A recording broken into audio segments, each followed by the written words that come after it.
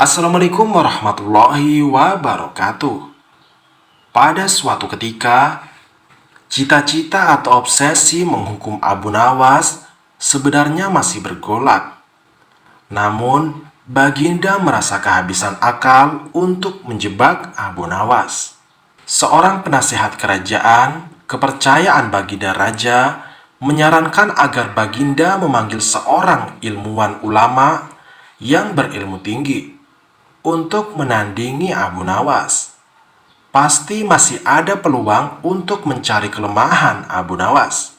Menjebak pencuri harus dengan pencuri, dan ulama harus dengan ulama. Baginda menerima usulan yang cemerlang itu dengan hati bulat. Setelah ulama yang berilmu tinggi berhasil ditemukan, Baginda Raja menanyakan cara terbaik menjerat Abu Nawas. Ulama itu memberitahu cara-cara yang paling jitu kepada Baginda Raja. Baginda Raja manggut-manggut setuju. Wajah Baginda tidak lagi murung. Apalagi ulama itu menegaskan bahwa ramalan Abu Nawas tentang takdir kematian Baginda Raja sama sekali tidak mempunyai dasar yang kuat. Tidak seorang pun manusia yang tahu kapan dan di bumi mana ia akan mati, apalagi tentang ajal seseorang. Ulama andalan Baginda Raja mulai mengadakan persiapan seperlunya untuk memberikan pukulan fatal bagi Abu Nawas. Siasat pun dijalankan sesuai rencana. Abu Nawas terjerembab ke pangkuan siasat sang ulama. Abu Nawas melakukan kesalahan yang bisa menghantarkan ke tiang gantungan atau tempat pemancungan. Benarlah peribahasa yang berbunyi, sepandai-pandai tupai melompat, pasti suatu saat akan terpeleset. Kini, Abu Nawas benar-benar mati kutu. Sebentar lagi, ia akan dihukum mati karena jebakan sang ilmuwan ulama. Benarkah Abu Nawas sudah keok? Kita lihat saja nanti. Banyak orang yang merasa simpati atas nasib Abu Nawas, terutama orang-orang miskin dan tertindas yang pernah ditolongnya. Namun, derai air mata para pecinta dan pengagum Abu Nawas tak akan mampu menghentikan hukuman yang akan dijatuhkan. Baginda Raja Harun al-Rasyid benar-benar menikmati kemenangannya. Belum pernah Baginda terlihat seriang sekarang.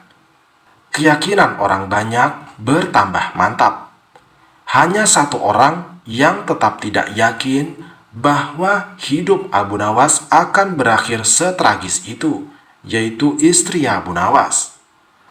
Bukankah Allah Azza wa Jalla lebih dekat daripada urat leher? Tidak ada yang tidak mungkin bagi Allah yang maha besar. Dan kematian adalah mutlak urusannya. Semakin dekat hukuman mati bagi Abu Nawas, orang banyak semakin resah. Akan tetapi bagi Abu Nawas malah sebaliknya. Semakin dekat hukuman bagi dirinya, semakin tenang hatinya. Malahan Abu Nawas nampak setenang air danau di pagi hari. Baginda Raja tahu bahwa ketenangan yang ditampilkan Abu Nawas hanyalah merupakan bagian dari tipu dayanya. Tetapi Baginda Raja telah bersumpah pada diri sendiri bahwa beliau tidak akan terkecoh untuk kedua kalinya. Sebaliknya Abu Nawas juga yakin selama nyawa masih melekat, maka harapan akan terus menyertainya. Tuhan tidak mungkin menciptakan alam semesta ini tanpa ditaburi harapan yang menjanjikan. Bahkan dalam keadaan yang bagaimanapun gentingnya, keyakinan seperti inilah yang tidak dimiliki oleh Baginda Raja dan ulama itu. Seketika suasana menjadi hening, sewaktu Baginda Raja memberikan sambutan singkat tentang akan dilaksanakannya hukuman mati atas diri terpidana mati Abu Nawas. Kemudian tanpa memperpanjang waktu lagi, Baginda Raja menanyakan permintaan terakhir Abu Nawas. Dan pertanyaan inilah yang paling dinanti-nantikan Abu Nawas. "Wahai Abu Nawas, adakah permintaan yang terakhir?" "Ada paduka yang mulia," jawab Abu Nawas singkat. "Sebutkan," kata Baginda. "Sudilah kiranya hamba diperkenankan memilih hukuman mati yang hamba anggap cocok, wahai Baginda yang mulia," pinta Abu Nawas. "Baiklah," kata Baginda menyetujui permintaan Abu Nawas. "Paduka yang mulia, yang hamba pinta adalah bila pilihan hamba benar, hamba bersedia dihukum pancung. Tetapi jika pilihan hamba dianggap salah, maka hamba dihukum gantung saja," kata Abu Nawas memohon. "Engkau memang orang yang aneh. Dalam saat-saat yang amat genting pun, engkau masih sempat bersenda gurau. Tetapi ketahuilah, wahai Abu Nawas, bagiku segala tipu muslihatmu hari ini tak akan bisa membawamu kemana-mana," kata Baginda sambil tertawa. "Hamba tidak bersenda gurau, paduka yang mulia," kata Abu Nawas bersungguh-sungguh. Baginda makin terpingkal-pingkal. Belum selesai Baginda Raja tertawa, Abu Nawas berteriak dengan nyaring, "Hamba minta dihukum pancung." Semua yang hadir menjadi kaget. Orang banyak belum mengerti mengapa Abu Nawas membuat keputusan begitu. Akan tetapi, kecerdasan otak Baginda Raja menangkap sesuatu yang lain, sehingga tawa Baginda yang semula berderai-derai mendadak terhenti.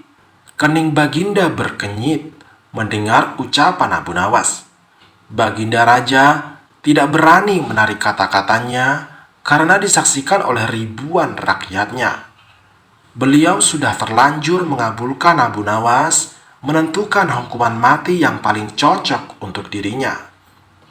Kini, kesempatan Abu Nawas membela diri. "Baginda yang mulia, hamba tadi mengatakan bahwa hamba akan dihukum pancung. Kalau pilihan hamba benar, maka hamba dihukum gantung. Tetapi di manakah letak kesalahan pilihan hamba sehingga hamba harus dihukum gantung? Padahal hamba telah memilih hukuman pancung." Olah kata Abu Nawas memaksa Baginda Raja dan ulama itu tercengang. Benar-benar luar biasa otak Abu Nawas ini. Rasanya tidak ada lagi manusia pintar selain Abu Nawas di negeri Baghdad ini. "Abu Nawas, aku mengampunimu. Tapi sekarang jawablah pertanyaanku ini. Berapa banyakkah bintang di langit?" "Oh, gampang sekali tuanku." "Iya, tapi berapa? 100 juta? 100 miliar?" tanya Baginda. "Bukan tuanku, cuma sebanyak pasir di pantai." "Kau ini, bagaimana bisa orang menghitung pasir di pantai?" "Bagaimana pula orang bisa menghitung bintang di langit, Baginda?" "Hahaha. Kau memang penggeli hati, Abu Nawas. Kau adalah pelipur laraku. Abu Nawas, mulai sekarang janganlah segan-segan. Sering-seringlah datang ke istanaku. Aku ingin selalu mendengar lelucon-leluconmu yang baru." "Siap, Baginda."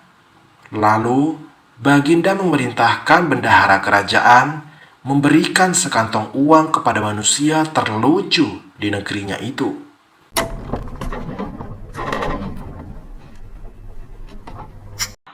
Sungguh tidak benar bila dikatakan kalau Baginda Raja Harun al-Rasyid itu bukan seorang ahli fikir. Hal ini terbukti dari cara beliau berkata, mengajukan pertanyaan, dan tahu kapan harus bicara atau diam. Bahkan, Baginda itu cermat dalam bertindak.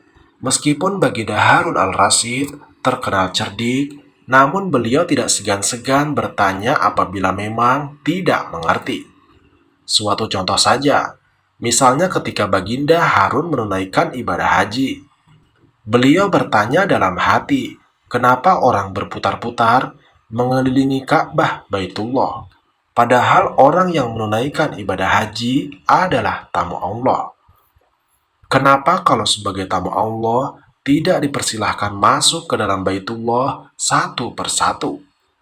Pertanyaan ini belum terpecahkan hingga Baginda kembali ke Baghdad, Irak. Untuk kesekian kalinya, Abu Nawas dipanggil ke istana untuk menghadap Baginda Raja. Kemudian, Baginda Raja bertanya, "Wahai Abu Nawas, apakah arti Ka'bah Baitullah?" "Ka'bah rumah Allah, Paduka yang mulia," jawab Abu Nawas. "Sebagai apakah orang yang menunaikan ibadah haji itu?" tanya Baginda selanjutnya. "Sebagai tamu Allah, Tuanku yang mulia," jawab Abu Nawas. "Kalau mereka sebagai tamunya Allah, mengapa tidak dipersilahkan masuk saja ke dalam Baitullah?" tanya Baginda lagi. "Baitullah hanyalah sebagai lambang," kata Abu Nawas. "Kalau begitu, di manakah Allah bersemayam?" tanya Baginda ingin tahu. "Di dalam hati orang mukmin," jawab Abu Nawas. Karena tidak ada suatu ruang yang bagaimanapun luasnya mampu menampung zat Allah kecuali hati orang mukmin. Qalbul mukmin Baitullah. Hati orang mukmin adalah rumah Allah, jawab Abu Nawas menjelaskan. "Mengapa Baitullah dijadikan kiblat?" tanya Baginda. "Untuk mempermudah pemahaman orang awam, Paduka yang mulia," kata Abu Nawas. "Baitullah itu terlihat mata. Dari itu, sholat syariat, kiblatnya adalah Baitullah, yang waktunya ditentukan dan dengan bacaan tertentu pula. Sedangkan sholat tarikat, kiblatnya adalah hati. Waktunya bisa setiap saat dan bacaannya zikir kepada Allah." Abu Nawas menjelaskan. Baginda Raja Harun pun puas dengan jawaban Abu Nawas ini pada akhirnya.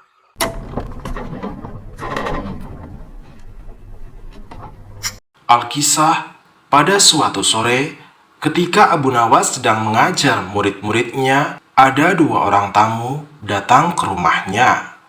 Yang seseorang adalah wanita tua penjual kahwa, sedangkan satunya lagi adalah seorang pemuda berkebangsaan Mesir. Wanita tua itu berkata beberapa patah kata, kemudian diteruskan dengan si pemuda Mesir.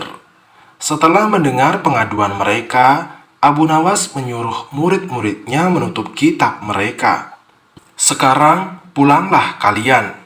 Ajak teman-teman kalian datang kepadaku pada malam hari ini sambil membawa cangkul, penggali, kapak, dan martil serta batu." Murid-murid Abu Nawas merasa heran, namun mereka begitu patuh kepada Abu Nawas, dan mereka merasa yakin gurunya selalu berada, membuat kejutan dan berada di pihak yang benar. Pada malam harinya, mereka datang ke rumah Abu Nawas dengan membawa peralatan yang diminta oleh Abu Nawas. Abu Nawas berkata, "Hai kalian semua, pergilah malam hari ini untuk merusak Tuan Kadi yang baru tadi."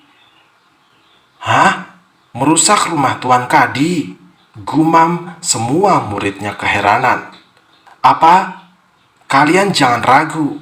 Laksanakan saja perintah guru ini," kata Abu Nawas menghapus keraguan murid-muridnya.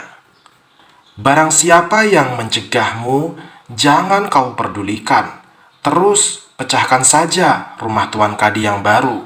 Siapa yang bertanya, katakan saja, aku yang menyuruh merusak. Barang siapa yang hendak melempar kalian, maka pukullah mereka dan lemparlah dengan batu." Habis berkata demikian, murid-murid Abu Nawas bergerak ke arah Tuan Kadi.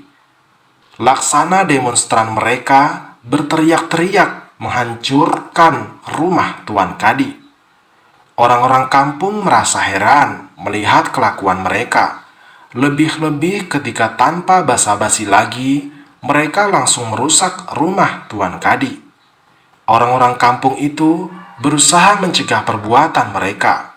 Namun, karena jumlah murid-murid Abu Nawas terlalu banyak, maka orang-orang kampung tak berani mencegah. Melihat banyak orang merusak rumahnya, Tuan Kadi segera keluar dan bertanya, "Siapa yang menyuruh kalian merusak rumahku?" Murid-murid itu pun menjawab, "Guru kami, Tuan Abu Nawas yang menyuruh kami." Habis menjawab begitu, mereka bukannya berhenti, malah terus menghancurkan rumah Tuan Kadi hingga rumah itu roboh dan rata dengan tanah. Tuan Kadi hanya bisa marah-marah karena tidak ada orang yang berani membelanya.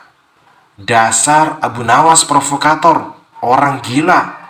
Besok pagi aku akan melaporkannya kepada Baginda." Benar, esok harinya Tuan Kadi mengadukan kejadian semalam sehingga Abu Nawas dipanggil menghadap Baginda. Setelah Abu Nawas menghadap Baginda, ia ditanya, "Hai Abu Nawas, apa sebabnya kau merusak rumah Tuan Kadi itu?" Abu Nawas menjawab, "Wahai tuanku, sebabnya ialah pada suatu malam hamba bermimpi bahwasanya Tuan Kadi menyuruh hamba merusak rumahnya. Sebab rumah itu tidak cocok baginya.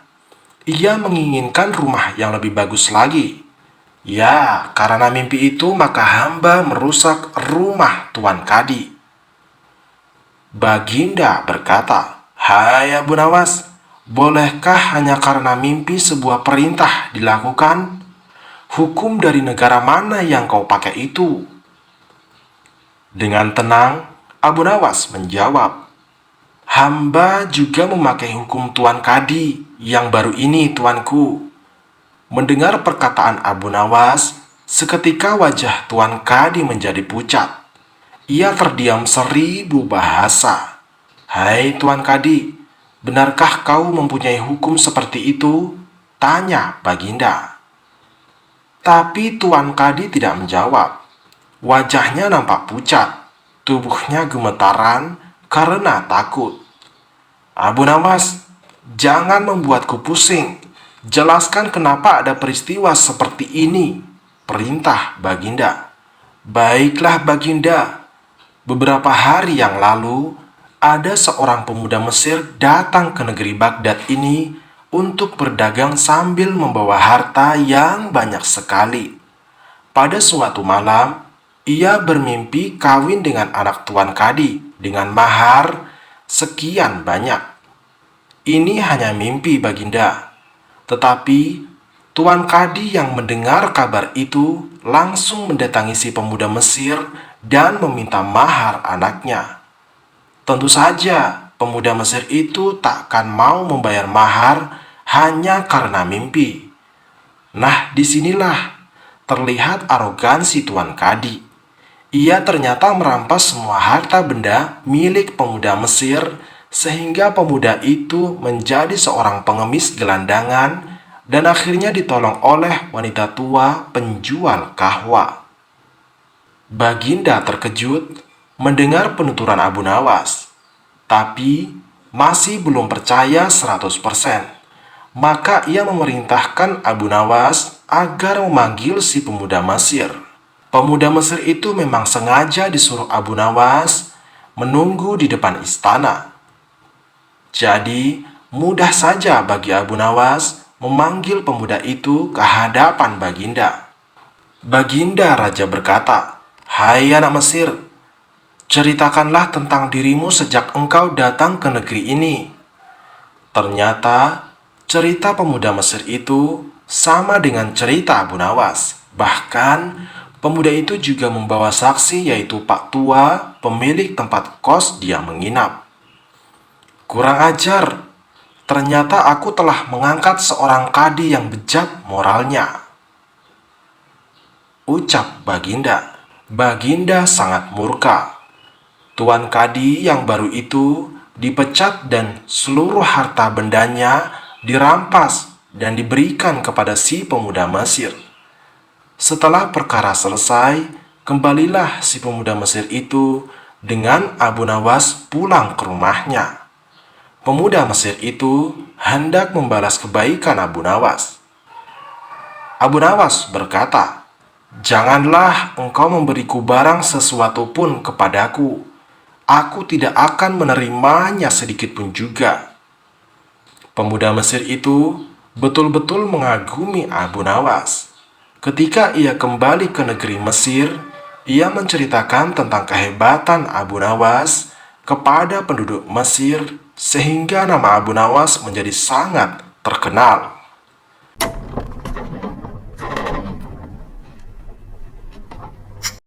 Pada suatu hari yang cerah, Abu Nawas telah mendapatkan perintah dari Raja Harun al-Rasyid untuk mengamati dan mencari tahu kekurangan yang ada pada rakyatnya. Maklumlah, selain terkenal sebagai penyair ulung, Abu Nawas juga termasuk salah satu orang kepercayaan Baginda Raja. Karena usulan-usulan dan petuahnya yang seringkali tidak masuk akal, namun tetap bisa menjadi solusi ketika masalah sedang tiba melanda. Pada suatu malam, Abu Nawas melangkahkan kedua kakinya dengan santai menyisir kota. Selama dalam perjalanan, ia sama sekali tidak melihat adanya sesuatu yang dirasa janggal. Karena kesejahteraan penduduk pada waktu itu boleh dibilang cukup layak. Akan tetapi, pada saat Abu Nawas tengah berada di depan tanah lapang yang sering digunakan penduduk untuk mengadakan hajatan, tiba-tiba saja langkah kakinya terhenti dengan adanya kerumunan massa yang begitu banyak. Abu Nawas pun bertanya kepada temannya yang bernama Husain yang secara kebetulan baru melihat pertunjukan di sana. "Ada pertunjukan apa di sana?" tanya Abu Nawas. "Oh, pertunjukan keliling yang melibatkan monyet ajaib," jawab Husain. "Apa maksudmu dengan monyet ajaib?" tanya Abu Nawas. "Monyet tersebut bisa mengerti bahasa manusia dan yang lebih menakjubkan lagi, monyet itu hanya mau tunduk kepada pemiliknya saja," jawab Husain. Jawaban Husain itu telah membuat Abu Nawas semakin tertarik dan penasaran. Dia langsung pamit pada temannya untuk melihat pertunjukan monyet itu. Ketika Abu Nawas sudah berada di tengah kerumunan pada penonton, ternyata sang pemilik monyet dengan bangga menawarkan hadiah yang cukup besar bagi siapa saja yang sanggup membuat monyet itu mengangguk-angguk. Tak heran bila banyak di antara penonton mencoba satu persatu. Mereka berusaha dengan berbagai cara untuk membuat monyet itu mengangguk-angguk. Namun hasilnya adalah sia-sia belaka. Melihat kegigihan si monyet tersebut, Abu Nawas semakin penasaran. Akhirnya, Abu Nawas maju ke depan untuk mencobanya. Setelah berhadapan dengan monyet itu, Abu Nawas bertanya, "Tahukah engkau siapa aku ini?" Si monyet menggeleng-gelengkan kepalanya. "Apakah engkau tidak takut kepadaku?" tanya Abu Nawas. Si monyet malah menggeleng-gelengkan kepalanya lagi. "Apakah engkau takut kepada tuanmu?" tanya Abu Nawas memancing dan si monyet mulai ragu. "Bila engkau tetap diam, maka aku akan laporkan kepada tuanmu," ancam Abu Nawas kepada monyet. Seketika itu juga, si monyet yang pada dasarnya hanya takut kepada tuannya, secara spontan saja mengangguk-anggukkan kepalanya. Hore! Sontak saja, para penonton bersorak karena ada orang yang mampu membuat si monyet mengangguk-anggukkan kepalanya. Karena keberhasilan Abu Nawas tersebut, maka ia telah mendapatkan hadiah berupa uang yang lumayan banyak. Di lain pihak, si pemilik monyet bukan main marahnya. Pemilik monyet pun memukuli monyetnya dengan sebatang kayu karena merasa malu terhadap pertunjukan itu.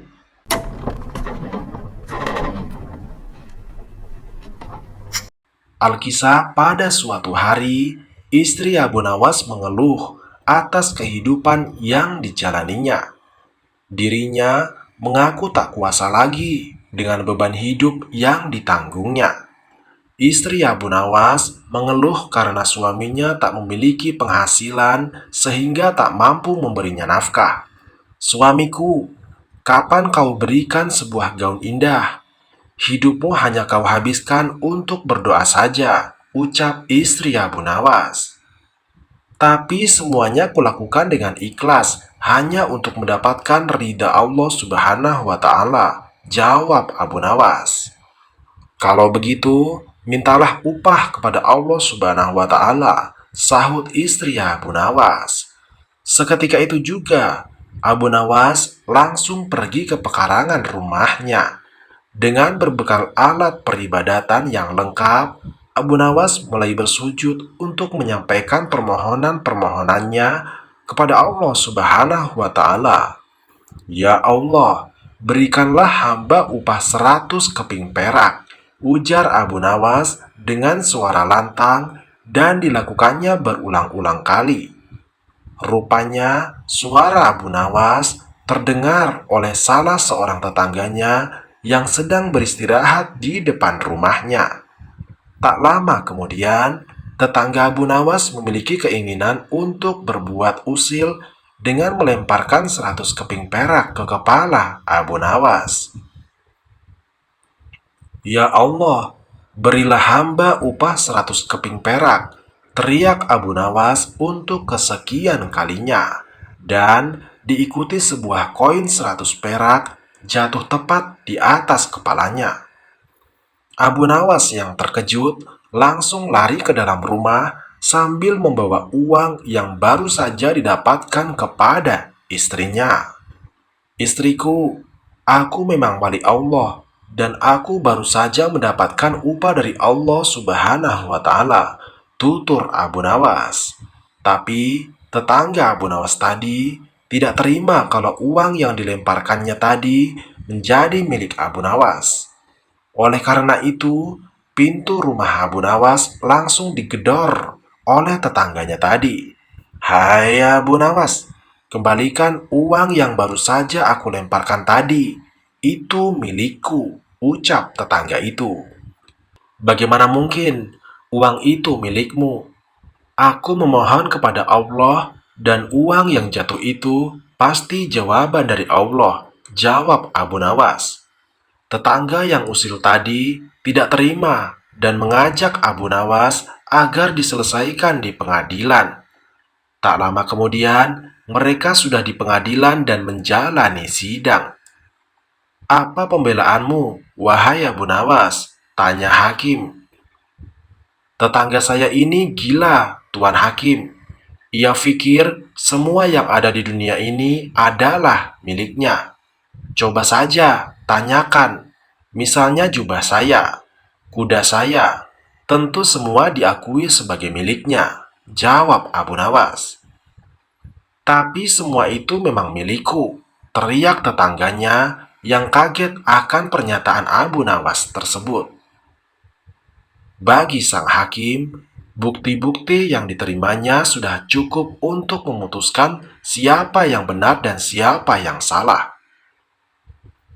Hakim memutuskan bahwa Abu Nawas menang dan uang yang jatuh di kepalanya menjadi miliknya. Hahaha. Itulah kisah si Abu Nawas. Lucu juga. Hikmah yang bisa diambil: selalu berdoa dengan ikhlas. Kerjalah kalau ingin mendapat uang. Jangan usil ke tetangga.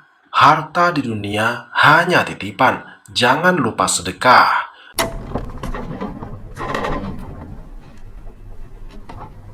Alkisah, pada suatu hari yang cerah, Raja Harun al-Rasyid berbicara di depan rakyatnya.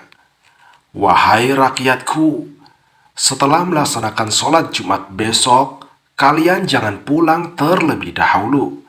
karena saya akan membuat pengumuman yang sangat penting. Rakyat yang hadir berbisik-bisik, kiranya pengumuman apa yang akan disampaikan oleh raja mereka. Setelah sholat Jumat selesai, raja membacakan pengumuman. Tempat di sekitar masjid kita ini sangatlah ramai dan penuh sesak.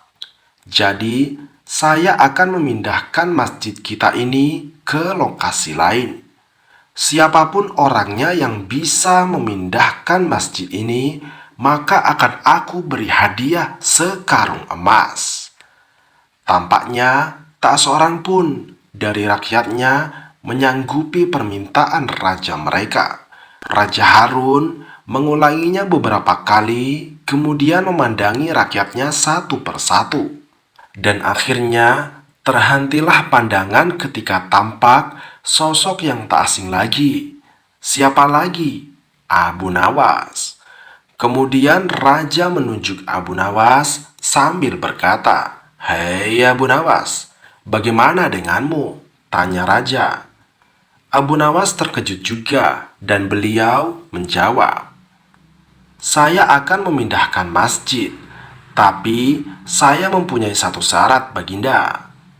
"Apa itu? Katakanlah," jawab Baginda. "Sebelumnya setelah sholat Jumat besok, Baginda harus mengadakan pesta jamuan untuk rakyat," ungkap Abu Nawas. "Baiklah, kalau memang begitu syaratnya," jawab Baginda. Semua yang hadir di situ terdiam 1000 bahasa. Mereka heran sekali dengan kesanggupan yang dilontarkan oleh Abu Nawas. Mereka tak bisa membayangkan bagaimana Abu Nawas memindahkan masjid itu. Akhirnya, pada hari Jumat yang ditunggu-tunggu telah tiba. Setelah selesai melaksanakan sholat Jumat di masjid, mereka semua menyantap hidangan yang lezat-lezat yang telah disiapkan oleh sang raja. Setelah pesta usai, raja pun mengingatkan, "Wahai Abu Nawas, kini saatnya engkau melaksanakan pekerjaanmu," ujar raja. Tak lupa, Baginda berkata kepada rakyatnya, "Wahai rakyatku, kalian semua akan menyaksikan sesuatu yang sangat luar biasa hari ini. Abu Nawas akan memindahkan masjid ke tempat yang baru," ujar raja. "Baik Baginda, masjid ini akan saya pikul di pundak saya," kata Abu Nawas. Orang yang hadir terdiam semua, menanti apa yang akan dilakukan Abu Nawas. Abu Nawas kemudian maju ke depan orang-orang, kemudian berhenti, lalu membungkuk sambil menyingsingkan lengan baju serta celananya. Abu Nawas meminta orang-orang agar mengangkat masjid untuk diletakkan di pundaknya, agar Abu Nawas bisa memindahkan masjid ke tempat lain. Para hadirin terkejut dengan ucapan Abu Nawas tersebut. Mereka saling berpandangan satu sama lain, tanpa mengeluarkan suara sedikit pun. "Wahai tuan-tuan, jumlah kalian sangatlah banyak. Kira-kira sampai 200 orang dan kalian semua sudah makan. Pasti kuat. Tolong bantu saya mengangkat masjid ini ke pundak saya," ujar Abu Nawas. "Wahai Abu Nawas, apa kamu gila? Kami semua pasti tidak akan mampu mengangkatnya," ujar salah satu yang hadir. Abu Nawas kemudian mengadu kepada sang raja. "Wahai Baginda, bukan salahku tidak bisa memindahkan masjid. Orang-orang tidak mau membantu saya untuk mengangkat masjid ke pundak saya," kata Abu Nawas. Akhirnya, raja pun tersenyum mendengar ucapan Abu Nawas. Namun, raja memberikan acungan jempol atas cara yang digunakan Abu Nawas untuk berkelit.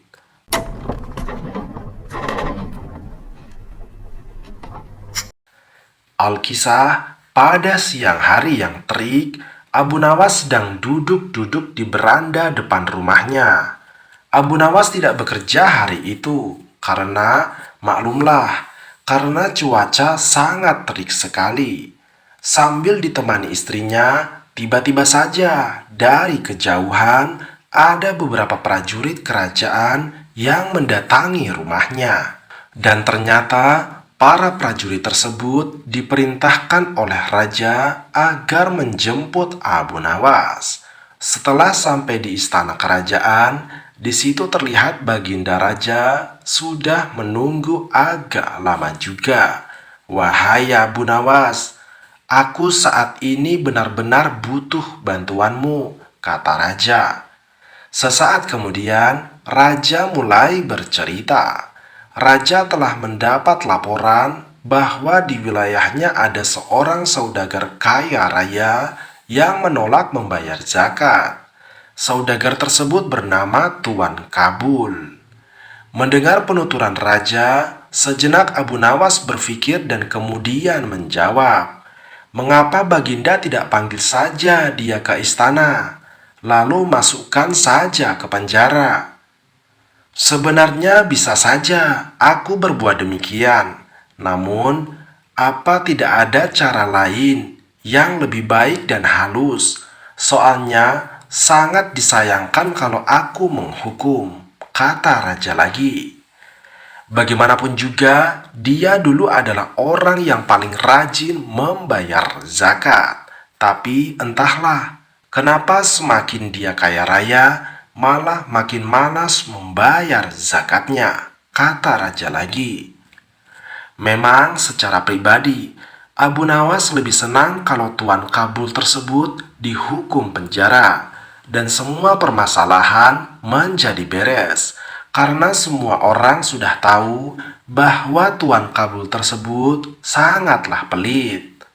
Bayangkan saja, hampir tak ada orang yang menyukai Tuan Kabul ini, kecuali hanya para abdinya. Namun, karena ini adalah perintah raja, maka mau tak mau Abu Nawas ikut memikirkan jalan keluarnya.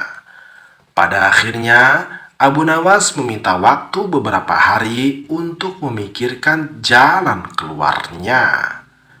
Meskipun tak bekerja menggunakan otot, Abu Nawas diberi sekantong emas oleh raja untuk menghidupi keluarganya, dengan syarat harus bisa menyadarkan Tuan Kabul. Setelah seminggu, Abu Nawas kembali ke istana. "Hai Abu Nawas, bagaimana? Apa taktikmu sekarang?" tanya raja. "Beres Baginda, sudah ditemukan caranya. Cuma saya dan Baginda harus jadi pengemis. Apakah Baginda bersedia?" tanya Abu Nawas. Pada mulanya, Baginda Raja agak kaget dengan taktik Abu Nawas. Karena ada rasa keinginan kuat untuk menyadarkan Tuan Kabul, akhirnya Raja pun bersedia. Dengan memakai pakaian layaknya pengemis, Abu Nawas dan Baginda Raja pergi meluncur ke rumahnya Tuan Kabul. Pada saat itu, Tuan Kabul sedang berada di rumahnya. Abu Nawas segera saja mengucapkan salam dan menyapa Tuan Kabul. "Apakah Tuan mempunyai uang receh?" kata Abu Nawas. "Tidak ada," jawab Tuan Kabul. "Kalau begitu, apakah Tuan punya pecahan roti kering? Sekedar untuk mengganjal perut kami," tanya Abu Nawas. "Tidak ada," kata Tuan Kabul. "Kalau begitu, kami minta segelas air saja. Adakah Tuan?" tanya Abu Nawas. "Sudah kubilang dari tadi, aku tidak punya apa-apa," kata Tuan Kabul yang mulai emosi. Justru inilah yang ditunggu-tunggu oleh Abu Nawas, sifat emosi yang dimunculkan Tuan Kabul.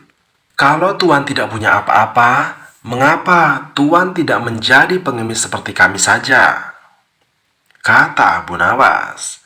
Wajah Tuan Kabul terlihat sedih, teringat akan masa lalunya yang terbilang miskin dan tak punya apa-apa. Rasa marah, tersinggung, dan terhina bercampur aduk dirasakan oleh Tuan Kabul.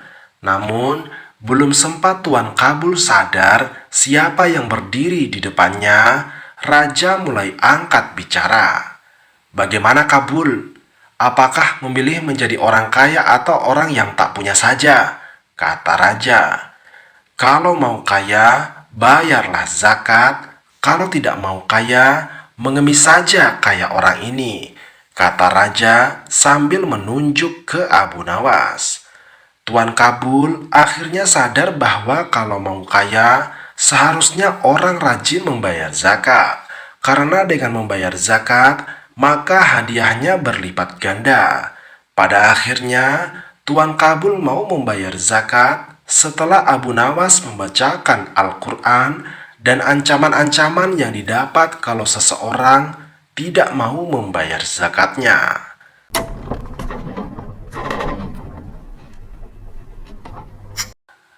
Alkisah, pada suatu hari yang cerah, Raja Harun al-Rasyid dan para pengawalnya meninggalkan istana untuk berburu. Namun, di tengah perjalanan, salah satu pejabat kerajaan yang bernama Abu Jahil menyusul dengan terengah-engah di atas kudanya. "Baginda, Baginda, hamba mau mengusulkan sesuatu," kata Abu Jahil mendekati sang raja. "Apa usulmu itu, wahai Abu Jahil?" tanya raja. "Agar acara berburu ini menarik dan disaksikan banyak penduduk, bagaimana kalau kita sayembarakan saja, Raja?" ujar Abu Jahil dengan raut wajah serius. Baginda Raja terdiam sejenak dan mengangguk-angguk. "Hamba ingin beradu ketangkasan dengan Abu Nawas, dan nanti pemenangnya akan mendapatkan sepundi uang emas. Tapi kalau kalah, hukumannya adalah dengan memandikan kuda-kuda istana selama 1 bulan lamanya," tutur Abu Jahil meyakinkan sang raja. Akhirnya sang raja menyetujui usulan Abu Jahil tersebut. Hitung-hitung, sayembara itu akan memberikan hiburan kepadanya. Maka dipanggillah Abu Nawas untuk menghadap. Dan setelah menghadap Raja Harun, Abu Nawas pun diberi petunjuk panjang lebar. Pada awalnya, Abu Nawas menolak sayembara tersebut karena ia tahu bahwa semua ini adalah akal bulus dari Abu Jahil yang ingin menyingkirkannya dari istana.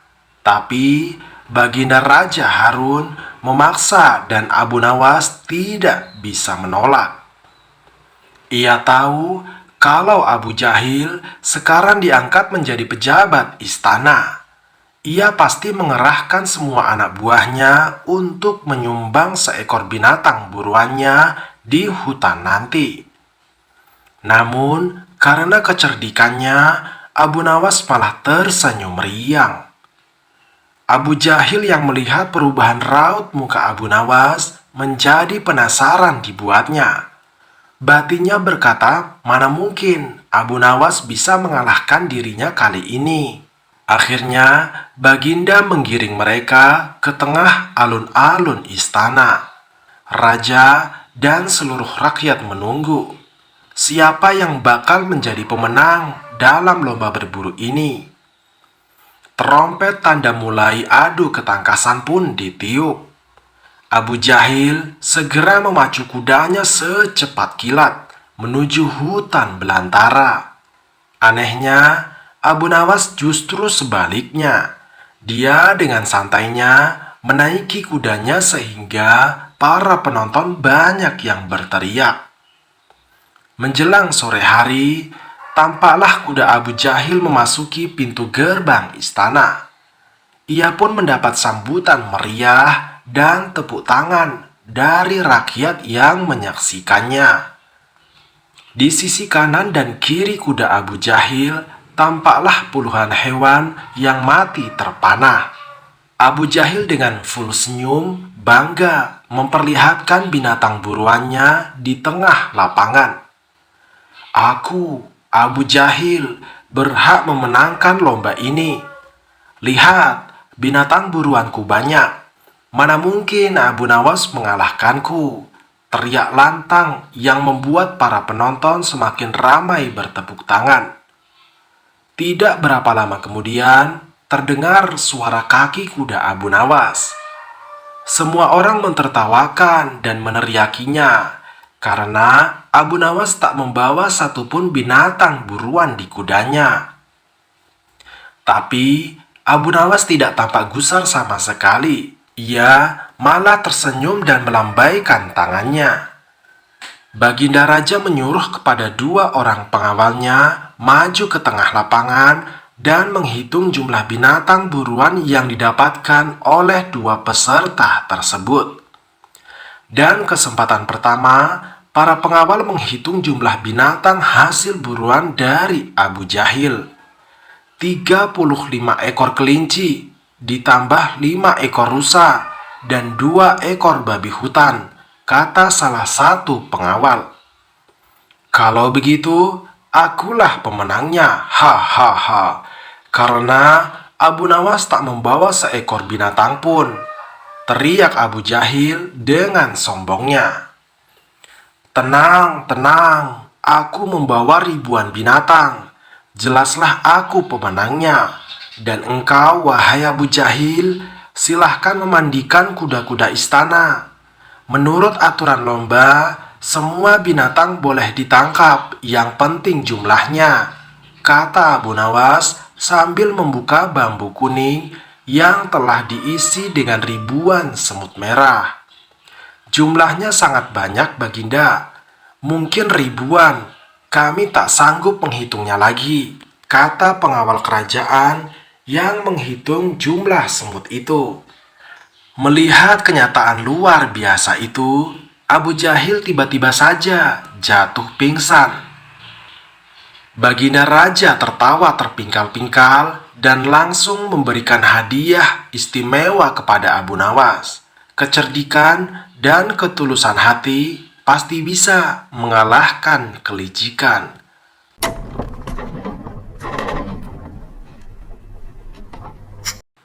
Alkisah, kegelisahan Abu Nawas terhadap pengawal raja bermula sejak dia diangkat menjadi penasehat istana. Bukan tanpa alasan, raja mengangkat dirinya karena Abu Nawas memiliki kecerdikan yang begitu tinggi. Sejak tinggal di istana kerajaan, Abu Nawas mulai jauh dari keluarganya yang tinggal di rumah.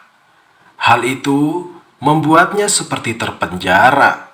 Bahkan untuk berkomunikasi dengan istrinya saja, ia hanya bisa menanyakan kabar melalui surat. Oleh karena itu, setiap merasa rindu terhadap keluarganya, Abu Nawas pun mengirimkan surat kepada istrinya. Begitupun sebaliknya. Hanya saja yang membuatnya jengkel, yaitu setiap kali surat itu dikirimkan, pasti terlebih dahulu dibaca oleh pengawal raja. Bahkan, semua suratnya telah diteruskan kepada raja untuk dibaca. Padahal tak jarang dalam surat itu terdapat tulisan-tulisan yang sifatnya pribadi, yang mestinya hanya cukup diketahui oleh yang bersangkutan saja. Setelah sekian lama di istana, Abu Nawas akhirnya mengetahui kebiasaan negatif dari pengawal raja. Para pengawal seringkali melakukan tindakan seenaknya sendiri. Pada suatu hari, Abu Nawas menerima surat dari istrinya yang mengatakan, "Suamiku, kapan saatnya kita menanam di kebun kita?" tanya istrinya. Abu Nawas pun bergegas membalas surat dari istrinya tersebut. "Janganlah sekali-kali menanam di kebun, karena di situ aku menyimpan rahasia negara," tulis Abu Nawas di suratnya. Jawaban Abu Nawas singkat dan sederhana saja. Jawaban yang singkat dari Abu Nawas itu membuat para pengawal raja terkejut dan bertanya-tanya. Dengan diam-diam, ia menuju kebun Abu Nawas bersama dengan beberapa prajurit istana dan mencangkul seluruh kebun milik Abu Nawas. Namun, apa yang terjadi? Para pengawal tidak menemukan apa-apa. Apa yang mereka lakukan itu hanya membuat mereka letih, capek dengan keringat bercucuran yang mengalir di tubuhnya. Pada keesokan harinya, istri Abu Nawas mengabarkan kejadian di kebun mereka melalui surat sebagaimana biasanya. Akan tetapi, surat tersebut tetap disensor oleh pengawal kerajaan. Begini isi suratnya. Suamiku, kemarin beberapa prajurit dan pengawal kerajaan datang ke rumah serta menggali setiap sudut di kebun kita, terang istri Abu Nawas. Akhirnya, surat balasan pun dilayangkan oleh Abu Nawas. Nah, sekarang kebun kita sudah dicangkuli dan kita siap menanaminya, jawab Abu Nawas dalam suratnya. Istri Abu Nawas kini dapat mulai menanam di kebun tanpa harus bersusah payah mencangkul. Sementara itu, surat balasan itu sempat dibaca oleh pengawal raja dan raja sendiri. Raja merasa kecewa atas apa yang telah dilakukan oleh para pengawalnya. Raja menilai bahwa pengawalnya tak bisa memberikan berita yang akurat, dan akibatnya raja memberhentikan mereka sebagai pengawal kerajaan. Keputusan raja tersebut disambut gembira oleh Abu Nawas. Kini, surat-surat yang ia kirimkan ke istrinya maupun surat-surat istri untuk dirinya aman terkendali. Tak pernah dibaca lagi oleh pengawal kerajaan.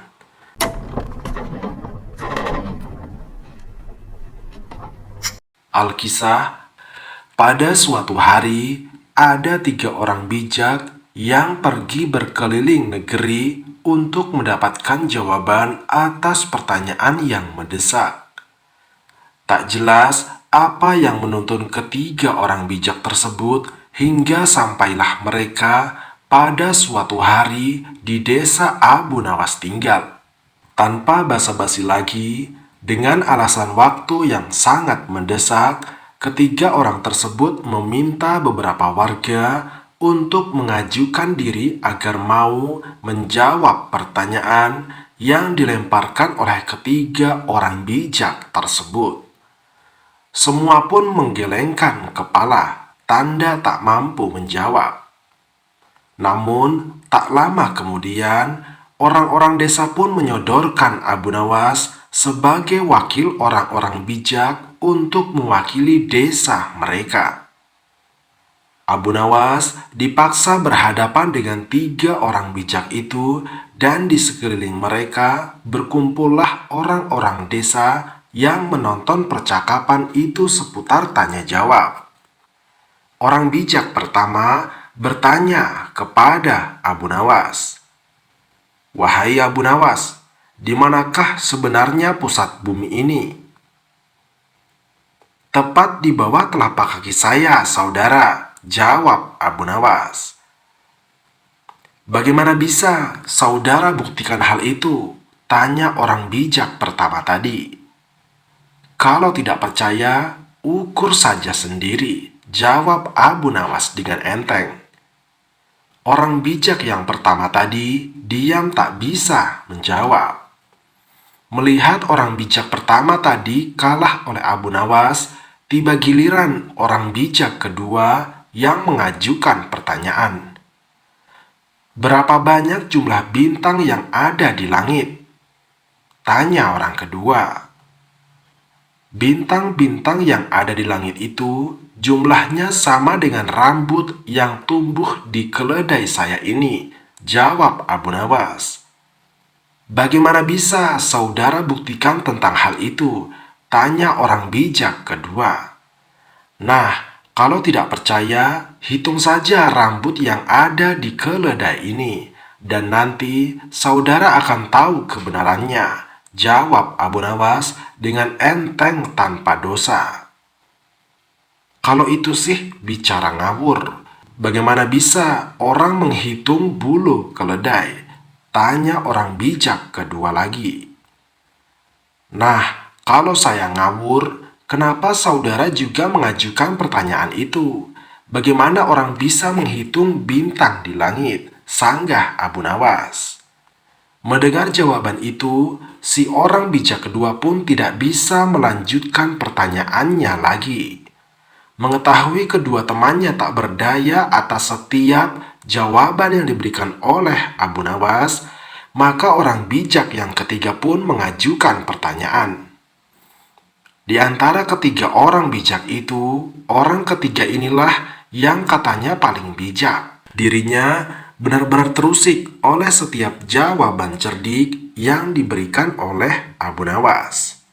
Tampaknya saudara tahu banyak mengenai keledai, tapi coba saudara katakan kepada saya, berapa jumlah bulu yang ada di ekor keledai itu? Tanya orang bijak ketiga itu dengan ketusnya. Saya tahu jumlahnya. Jumlah bulu yang ada pada ekor keledai saya ini sama dengan jumlah rambut yang ada di janggut saudara, jawab Abu Nawas dengan ketus pula. Bagaimana saudara bisa buktikan hal itu? Tanya orang bijak ketiga lagi. Oh, kalau yang itu sih mudah.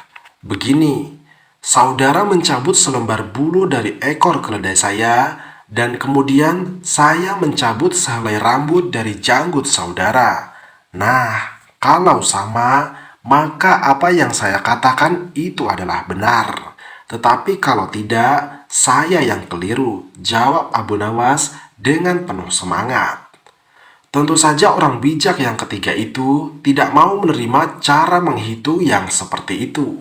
Akhirnya, orang bijak tersebut kembali ke negeri asalnya. Dan sementara itu, orang-orang desa yang menyaksikan semakin yakin bahwa Abu Nawas adalah orang terbijak di antara keempat orang tersebut.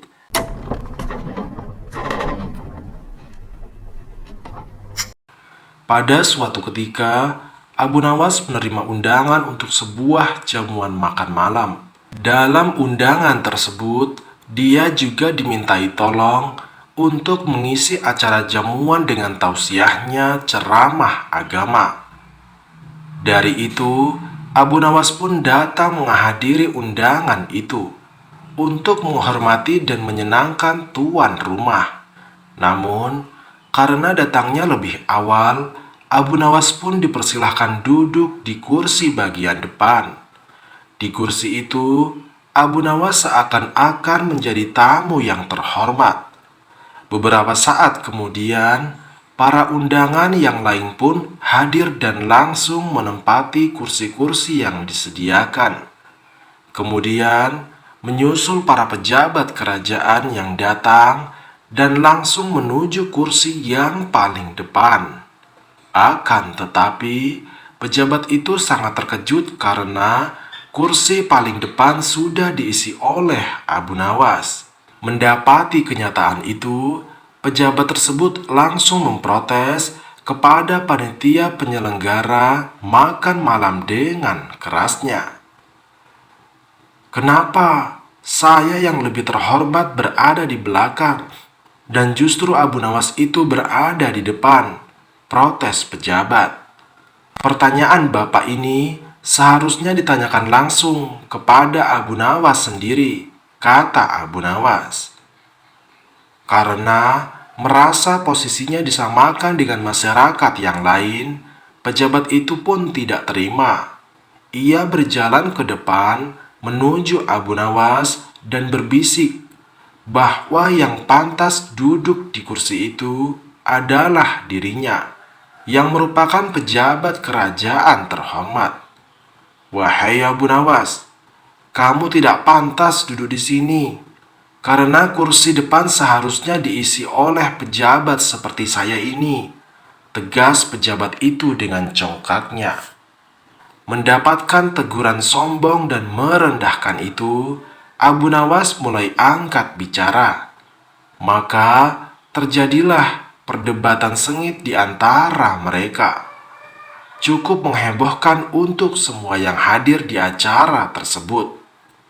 Wahai saudara pejabat yang terhormat, pada kenyataannya Anda itu tidak lebih dari seorang pesulap, kata Abu Nawas dengan suara cukup lantang. Wah, tidak bisa begitu. Saya adalah pejabat kerajaan, bukan pesulap, cetus pejabat. Semua tamu undangan yang hadir menjadi tegang. Sebagian dari mereka ada yang berdiri untuk menyaksikan perdebatan itu dan berharap Abu Nawas mampu melumpuhkan sang pejabat yang terkenal sombong itu. Sekalipun saya adalah pesulap, tapi setiap kali naik panggung, saya bisa bertindak sesuai janji. Saat saya berjanji mengubah sapu tangan menjadi kelinci, maka bim salah bim. Sapu tangan itu benar-benar berubah menjadi kelinci, terang Abu Nawas. Maksudmu bagaimana? Apa hubungannya? Tanya pejabat. Anda saya katakan sebagai pesulap yang gagal karena Anda tidak bisa mengubah semua itu. Lihatlah, ketika naik panggung, Anda berjanji akan merubah nasib rakyat kecil menjadi lebih baik. Tapi setelah terpilih menjadi pejabat, keadaan rakyat kecil sama saja seperti sebelum Anda menduduki jabatan itu. Jelas, ungkap Abu Nawas. Mendapatkan perkataan demikian, pejabat itu hanya bisa diam 1000 bahasa dengan perasaan malu. Kepalanya pun hanya bisa tertunduk seakan tidak tahan dengan perkataan Abu Nawas yang telah memalukan dirinya di hadapan orang banyak. Nah, kalau begitu, mana yang lebih baik dan lebih pantas duduk di kursi paling depan? Tanya Abu Nawas dengan penuh percaya diri. Tanpa membalas sepatah kata pun, pejabat itu langsung kembali mundur, menempati kursi belakang di mana tempat dirinya duduk semula tadi.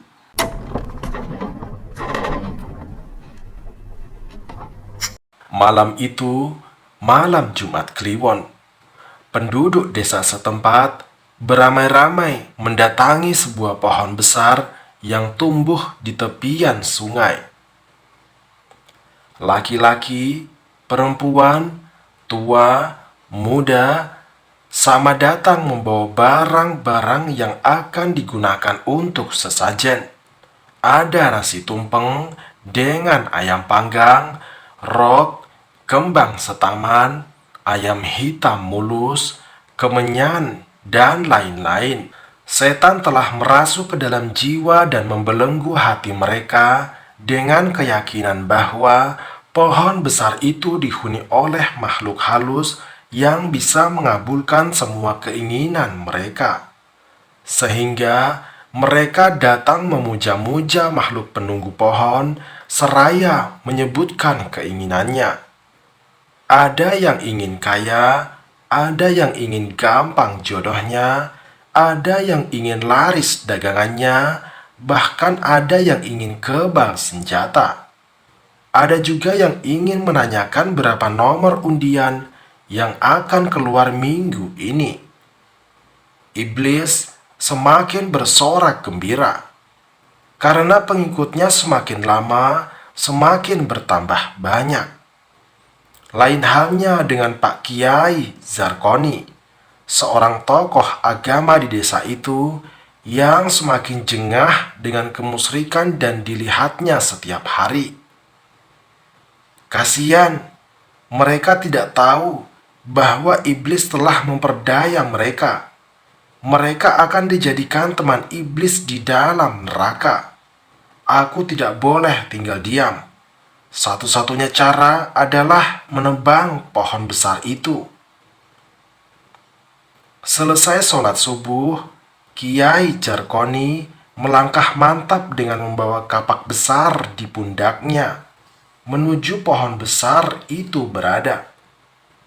Iblis yang sengaja tinggal di pohon besar itu tiba-tiba terperanjat. Matanya silau dengan kilauan logam kapak Kiai Zarkoni yang ditimpa sinar matahari pagi. Hah? Ada orang bawa kapak mendatangi pohonku. Gawat, hawanya lain. Dia orang berilmu. Aku harus waspada.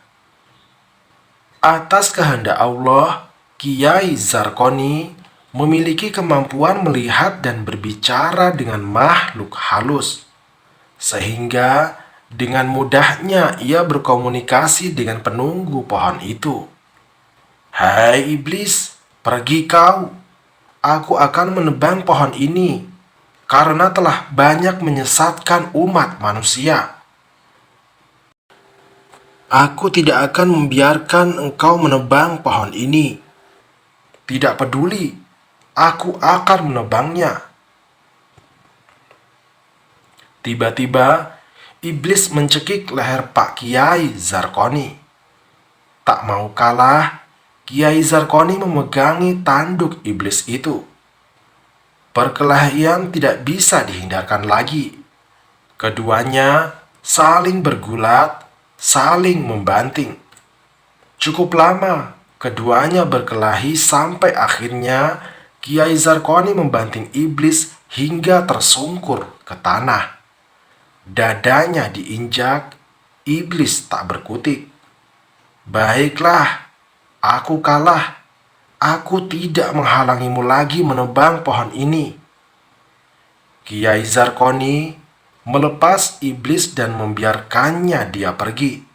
Namun, ia merasa sangat lelah. Tenaganya terkuras habis dalam perkelahian tadi. Jangankan menebang pohon, mengayunkan kapak pun rasanya sudah tidak kuat lagi. Akhirnya, ia memutuskan untuk pulang untuk istirahat. Ia berharap esok hari dapat menebang pohon dengan kondisi yang segar. Keesokan harinya, Kiai Zarkoni kembali memikul kapak dan melanjutkan pekerjaannya yang tertunda.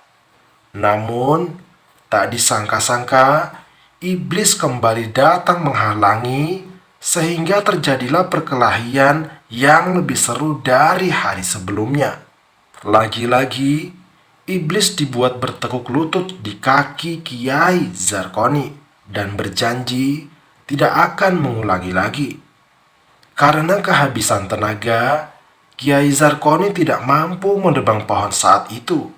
Ia kembali pulang untuk beristirahat untuk memulihkan tenaganya. Ia akan menebang pohon itu keesokannya. Pagi-pagi, Pak Kiai Zarkoni kembali memangkul kapaknya. Dari kejauhan, ia kembali melihat iblis sedang berdiri bersandar di pohon itu.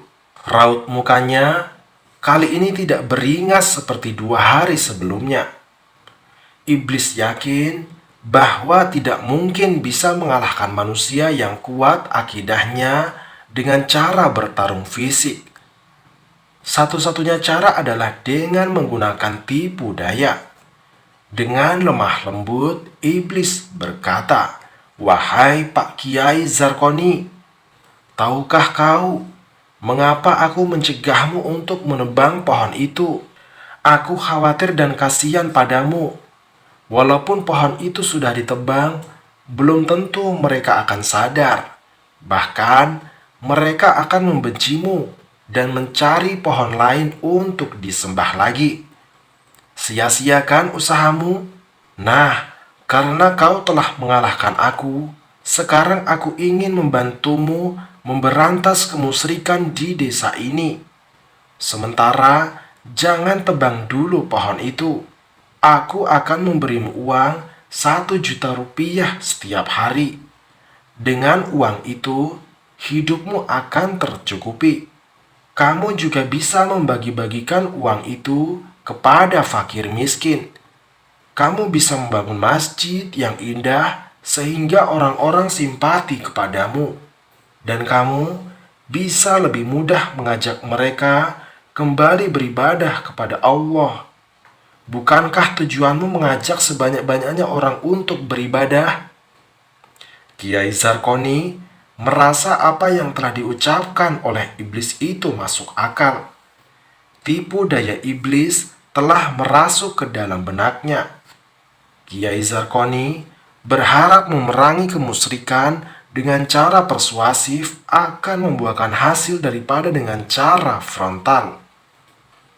Bagaimana caranya agar aku bisa mendapatkan uang yang kau janjikan itu, hai iblis? Apakah ucapanmu bisa dipercaya? Wahai Pak Kiai Zarkoni, lihat saja besok pagi di bawah bantalmu. Kalau tidak ada, kau boleh menebang pohon besar ini. Baiklah, tapi awas, kalau ingkar janji, kau tidak akan bisa menghalangiku menebang pohon ini. Kiai Zarkoni pulang ke rumahnya sambil berangan-angan bahwa besok pagi ia akan mendapatkan uang 1 juta di bawah bantalnya. Keesokan paginya, dengan jantung berdebar-debar, Kiai Zarkoni membuka bantalnya. Hah? Uang 100 ribuan? 10 lembar? Walau begitu, Kiai Zarkoni masih ragu apakah uang itu asli atau palsu. Ketika ia mencoba membelanjakan uang tersebut, ternyata asli. Para pedagang menerima pembayaran uang itu. Alhamdulillah, aku akan membagi-bagikan kepada fakir miskin. Bukankah besok aku dapat uang lagi? Kiai Zarkoni mulai sibuk menghitung uang yang akan ia terima 1 juta rupiah setiap harinya. Rencana-rencana pun mulai ia susun. 3 hari 3 juta, sebulan 30 juta. Aku akan membeli handphone, mobil, membangun rumah mewah, dan membangun masjid terindah di desa ini. Menjelang tidur, angan-angan Pak Kiai Zarkoni berkelana. Ia membayangkan masjid yang dibangunnya dipenuhi orang-orang untuk beribadah. Mereka berebut menyalami dan berfoto dengannya, mengeluh-elukan kiai kaya yang dermawan. Ia tertidur pulas dengan senyum tersungging. Sementara iblis menari-nari karena telah berhasil menjebak Kiai Zarkoni. Pada suatu pagi, Kiai Zarkoni terkejut manakala di balik bantalnya tidak ada lagi uang sama sekali. Mana uang itu? Betul-betul tidak bisa dipercaya. Dasar iblis. Gagal rencanaku sudah membangun masjid. Kutebang saja pohon itu biar tahu rasa. Dengan muka merah padam, menahan amarah, Kiai Zarkoni bergegas menuju pohon besar itu. Kali ini tidak akan ada kompromi. Mau kemana Pak Kiai? Kiai Zarkoni terkejut mendengar sapaan iblis. Aku mau menebang pohonmu, minggir sana. Pak Kiai, takkan ku biarkan. Ayo hadapi aku. Perkelahian antara Pak Kiai Zarkoni dan iblis tidak terelakkan lagi.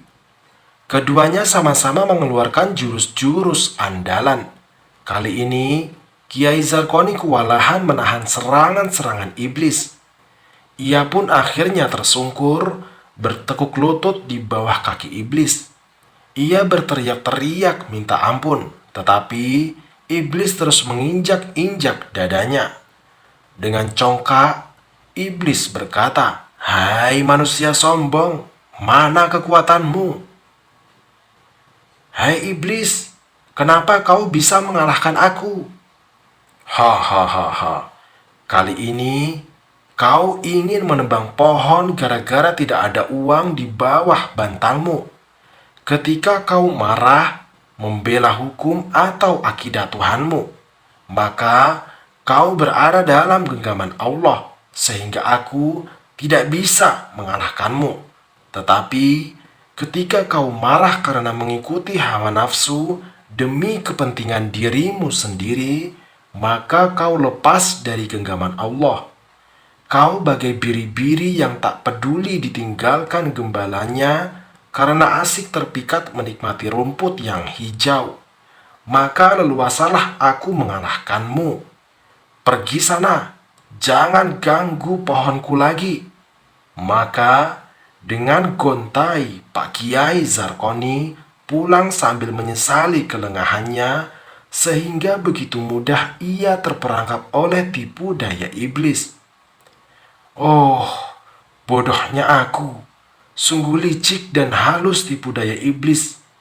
Kupikir kalau sudah menjadi kiai, tidak akan mudah terkecoh. Aku telah takabur, sehingga lengah mau bekerja sama dengan iblis. Pelajaran berharga untukku.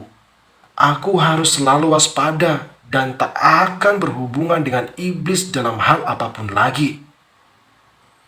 Dasar Kiai Zarkoni, bisa mengajar tapi tidak bisa ngelakoni.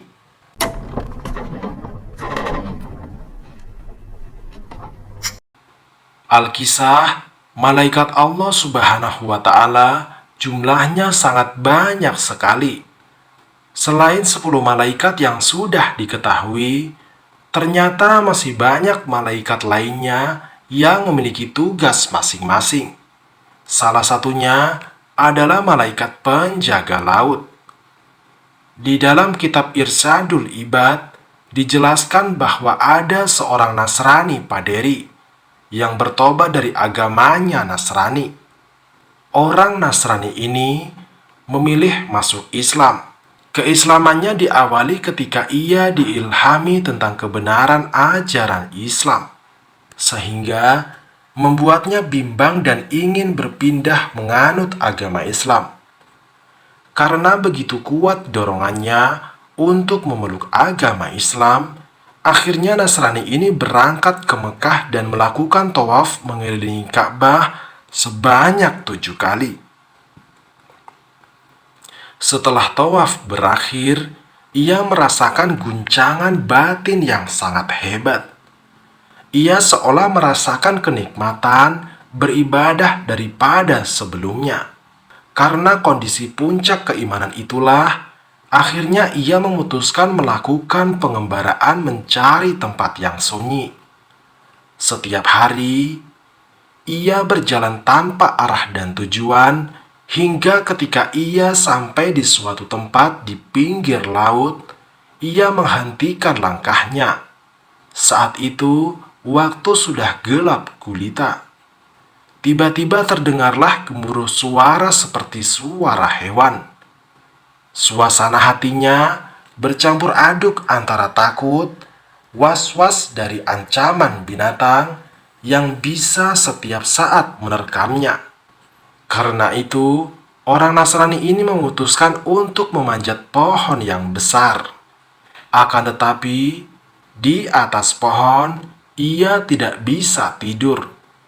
Dan terlebih lagi, pada saat terdengar suara binatang buas yang bersahutan.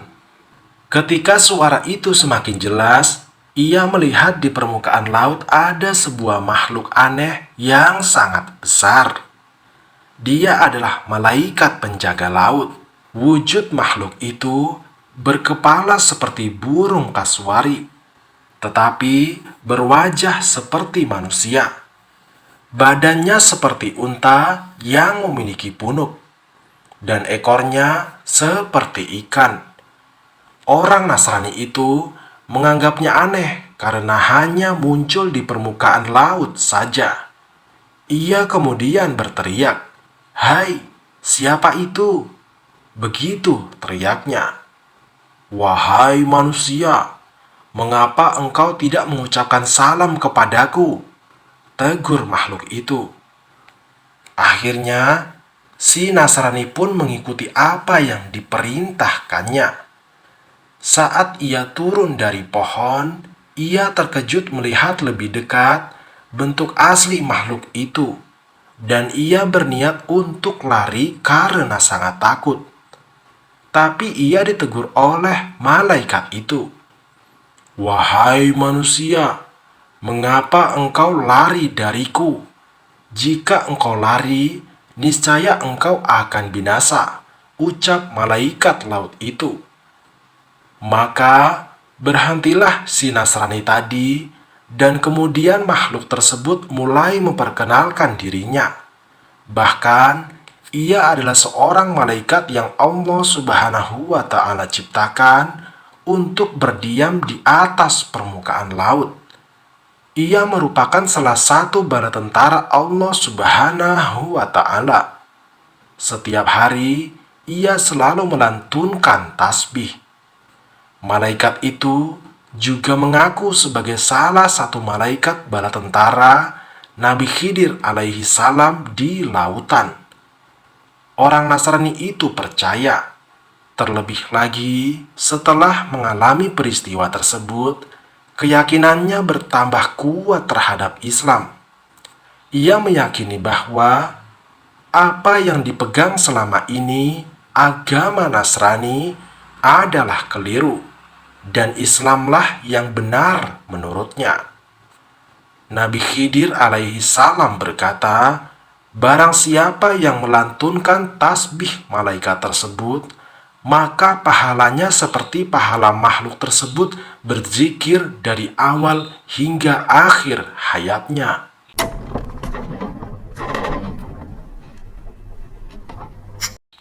Suatu saat, Raja Harun al-Rasyid menunaikan ibadah haji.